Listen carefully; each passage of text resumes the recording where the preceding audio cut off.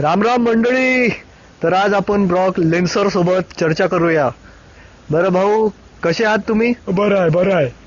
आणि तुमची बायको कशी आहे? बायकोर नको जोरे चमणे. बरं शमन्या, राहू दे.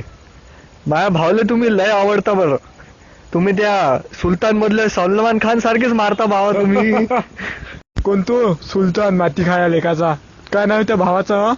बंड्या, माहित नाही का तुम्हाला? बापा तो काय बंड्या बापा, त्याच्या बुड्याचा काय खौफ आहे? त्या मायले पुऱ्या नगरात आहे बापा.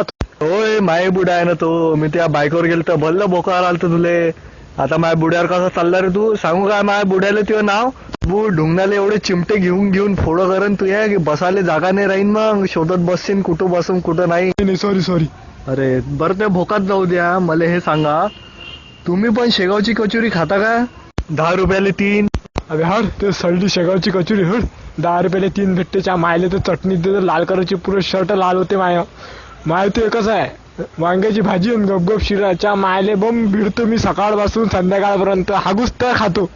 मग तुम्ही त्या दिवशी गोल्ड ब्लॉक सोबत कसे का हारले हो?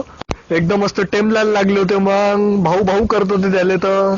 अबे बेटा, असं झालं त्या दिवशी माझ्या बायकोनं फोडणीचा भातच केला. च्या मायले त्या दिवशी वांग्याची भाजी नाही खाल्ली म्हणून तो एवढा लोचा झाला. आणि त्याच्या चमण्यासोबत हारतो का मी? त्याला तर बात हारवतो.